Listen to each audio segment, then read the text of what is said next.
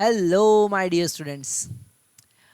आज से हम बात करने वाले हैं एक नए कॉन्सेप्ट की, जिसे हम कहेंगे centre of mass.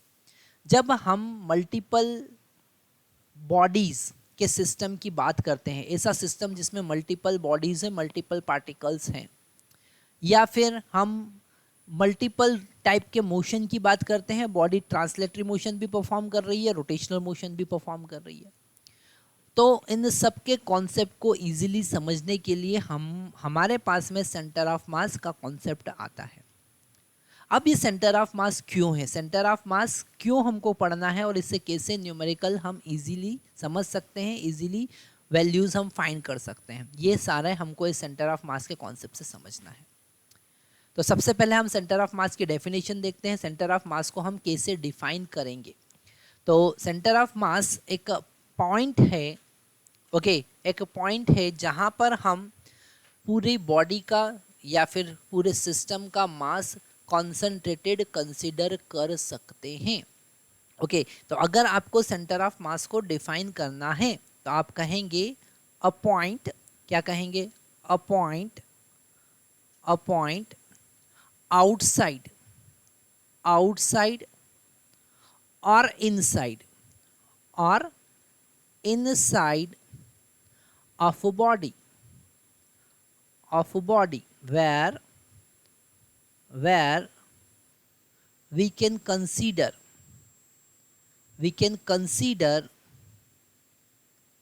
whole mass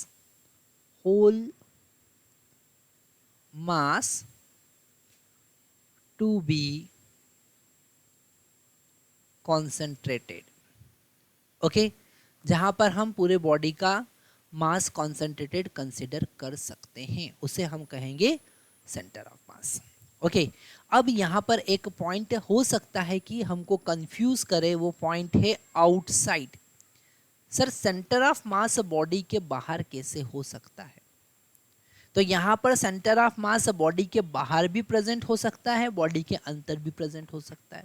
जैसे अगर हमने एक डिस्क की बात किया, एक डिस्क है हमारे पास, और मैं कहूं बच्चा लोगों इस डिस्क का सेंटर ऑफ मास कहां पर होगा, तो आप कह सकते हैं कि सर इसका जो ज्योमेट्रिकल सेंटर होगा वो इसका सेंटर ऑफ मास है। पर अगर मैं एक रिंग की बात कहूं, एक रिंग की बात है ना, तो मास जो है रिंग का वो उसके सरकमफेरेंस पर डिस्ट्रीब्यूटेड है। क्या मास केवल और केवल सरकमफेरेंस पर डिस्ट्रीब्यूटेड है, सेंटर पर कोई मास नहीं है, फिर भी सेंटर उसका सेंटर ऑफ मास होगा, मतलब बॉडी के तो बाहर है वो। ठीक है, तो यहाँ पर उसके अंदर भी प्रेजेंट हो सकता है और उसके बाहर भी प्रेजेंट हो सकता है, ये कॉन्सेप्ट हमको समझना है। It is may be inside or outside of any body and the whole mass we can consider to be concentrated। यहां पर हम पूरी बॉडी को रिप्लेस कर सकते हैं एक पॉइंट मास से। ठीक है, एक पॉइंट मास से ये जो इतना मास डिस्ट्रीब्यूटेड है, इसकी जगह हम एक पार्टिकल रख सकते हैं। तो वो पार्टिकल कहां पे रखे, कहां पर उसका पार्टिकल का पोजीशन होना चाहिए, that is the centre of मास। जैसे अगर हम एक कोऑर्डिनेट सिस्टम कंसिडर करें, है ना, हमने एक कोऑर्डिनेट सिस्टम कंसिडर किया है जिसमें हमारे पास एक्स एक्सिस है, हमारे पास वाई एक्सिस है और हमारे पास जेड एक्सिस है। और इस कोऑर्डिनेट पर अभी हम दो पार्टिकल की बात करते हैं, ऐसे ही मल्टीपल पार्टिकल के लिए समझ सकते हैं। एक पार्टिकल m1 रखा हुआ है और इस m1 के कोऑर्डिनेट x1 y1 z1 है। पर हम अगर इसके पोजीशन वेक्टर को समझें तो ओरिजिन से मिलाने वाला ये है उसका पोजीशन वेक्टर, ये है उसका पोजीशन वेक्टर r1 वेक्टर। ऐसे ही अगर हम एक सेकंड पार्टिकल जिसका मास m2 कंसिडर करें तो उसका जो पोजीशन वेक्टर होगा उसको हमने r2 कंसिडर किया। क्या कंसिडर किया है? r2 वेक्टर कंसिडर किया है। इस r1 वेक्टर जिसको हम कहेंगे पोजीशन वेक्टर ऑफ m1 उसको हम लिखेंगे x1 i के प्लस y1 j के प्लस z1 k के, और r2 जो सेकंड वाला पार्टिकल है उसकी पोजीशन का जो पोजीशन वेक्टर है उसको हम लिख सकते हैं x2 i के प्लस y2 j के प्लस z2 k के। These are the position vectors. अब अगर हमने इस पूरे सिस्टम को जिसमें दो पार्टिकल है उसको रिप्लेस कर दिया, फिर से हमने यहाँ पर x एक्सिस, y एक्सिस और z एक्सिस कंसीडर कर लिया। ओके, और इन दोनों को रिप्लेस किया और हमने एक दोनों का कॉम्बिनेशन m1 प्लस m2 यहाँ पर पुट किया। तो कहां पर हम वो पुट करेंगे, वो होगा position vector of centre of mass. Okay, ये होगा position vector of centre of मास। तो यहां पर हम मोमेंट ऑफ मास का कॉन्सेप्ट ले सकते हैं। मोमेंट ऑफ मास का कॉन्सेप्ट ले सकते हैं हम, यहां पर लिख सकते हैं मोमेंट ऑफ मास।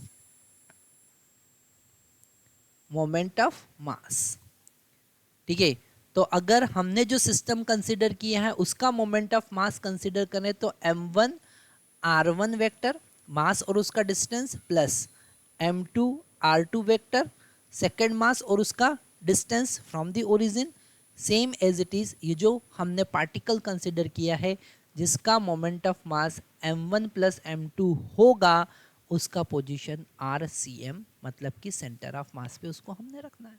तो यहाँ से सेंटर ऑफ मास का कोऑर्डिनेट या पोजीशन वेक्टर हमको मिलेगा, वो मिलेगा m1 r1 vector plus m2 r2 vector divided by m1 plus m2। Okay, तो ये हमारे पास में उसके पोजीशन वेक्टर का फार्मूला आ गया। कौन सा फार्मूला हमने कैलकुलेट किया, कौन सा फार्मूला हमने फाइंड किया? हमने फार्मूला फाइंड किया position vector of centre of mass. Position vector of centre of mass. Okay, position vector of centre of मास। अगर हम यहाँ पर r1 r2 और x का ये जो r ऑफ सेंटर ऑफ मास है इनका वैल्यू पुट करते हैं तो हमारे पास में क्या रिजल्ट मिलता है, नेक्स्ट स्लाइड पे हम देखते हैं। तो यहाँ पर जो हमारे पास सेंटर ऑफ मास, हमारे पास जो सेंटर ऑफ मास का कोऑर्डिनेट या पोजीशन वेक्टर मिला वो मिला r centre of mass vector is equal to m1 r1 vector plus m2 r2 vector divided by m1 plus m2 divided by m1 plus m2। Okay, तो यहाँ पर centre of मास का position vector जिसको हम क्या लिख सकते हैं, जिसको हम लिख सकते हैं x कोऑर्डिनेट i के plus y coordinate of centre of mass j के plus z coordinate of centre of mass k के। ओके, इज इक्वल टू हम यहाँ पर r1 r2 का वैल्यू पुट कर देंगे, ये वैल्यू हमको यहाँ पर पुट करना है ना। तो हमको यहाँ पर मिलेगा m1 r1 वेक्टर, हम वैल्यू पुट करेंगे पर अभी हम यहाँ पर नहीं पुट कर रहे हैं, हम डायरेक्ट रिजल्ट लिखेंगे, है ना। और कंपेयर करेंगे x कोऑर्डिनेट, y कोऑर्डिनेट और z कोऑर्डिनेट को, i के कोफिशिएंट को, y के कोफिशिएंट को, z के कोफिशिएंट को जब हम कंपेयर करेंगे तो x कोऑर्डिनेट हमको क्या मिलेगा, ध्यान से समझना है हमको। x coordinate of centre of मास हमको मिलेगा m1 x1 plus m2 x2 divided by m1 plus m2। Okay, y coordinate of centre of मास क्या मिलेगा, वो मिलेगा m2 x2 प्लस यहाँ पर y2 आना चाहिए, सॉरी ये होना चाहिए हमारा m1 y1 plus m2 y2 divided by m1 plus m2। Okay, और z कोऑर्डिनेट क्या होना चाहिए, वो होना चाहिए m1 z1 plus m2 z2 divided by m1 plus m2। Okay, तो यहाँ पर हम तीनों कोऑर्डिनेट को सेपरेटली भी समझ सकते हैं। This are the coordinates of centre of mass.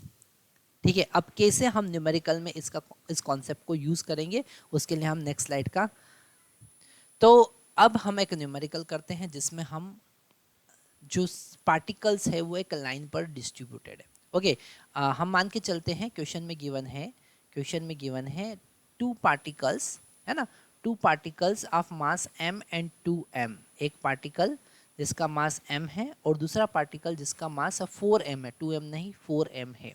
Okay, are place a distance d apart, d distance दूरी पर रखे हुए हैं। हमको इस सिस्टम का सेंटर ऑफ मास फाइंड करना है। क्या फाइंड करना है? Find centre of mass of system. Okay, तो यहाँ पर हम समझ सकते हैं कि एक लाइन पर डिस्ट्रीब्यूटेड है तो हम इसे एक्स एक्सिस पर डिस्ट्रीब्यूटेड मान सकते हैं कि चलो भैया ये एक्स एक्सिस पर रखे हुए हैं, this is our x axis, और ये जो है वो ओरिजिन पे रखा हुआ है मतलब x1 इक्वल टू 0, और ये d डिस्टेंस पे रखा हुआ मतलब x2 इक्वल टू d। ऐसा हमने कंसिडर कर लिया, ये क्वेश्चन में गिवन नहीं था पर हमने ऐसा माना। अब हम x coordinate of centre of मास मानेंगे तो लिखेंगे m1 x1 plus m2 x2 divided by m1 plus m2। Okay, तो यहाँ पर x coordinate of centre of mass m1 का वैल्यू कितना है m, और x1 का वैल्यू कितना है 0, प्लस m2 का वैल्यू कितना है, m2 का वैल्यू है 4m, और x2 का वैल्यू है d divided by m1 plus m2 मतलब m प्लस 4m।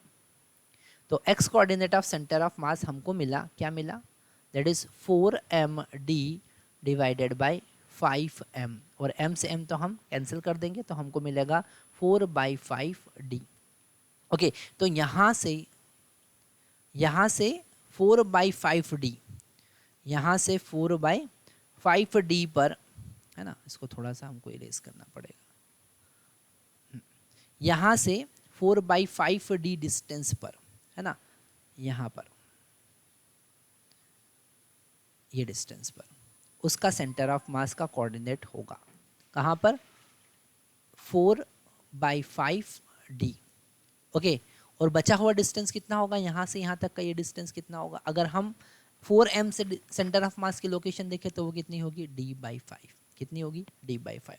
तो ऐसे हम सेंटर ऑफ मास फाइंड कर सकते हैं। अच्छा, यहाँ पर हम आगे कुछ न्यूमेरिकल देखेंगे जिसमें हम अगर किसी प्लेन पर बॉडी डिस्ट्रीब्यूटेड है, ओके, अगर किसी प्लेन पर पार्टिकल डिस्ट्रीब्यूटेड है या 3D में पार्टिकल डिस्ट्रीब्यूटेड है तो फिर सेंटर ऑफ मास हम कैसे फाइंड करेंगे उसकी बात करेंगे। उसमें हमको x कोऑर्डिनेट भी फाइंड करना पड़ेगा, y कोऑर्डिनेट भी फाइंड करना पड़ेगा और z कोऑर्डिनेट भी हमको फाइंड करना पड़ेगा। Okay, thank you very much.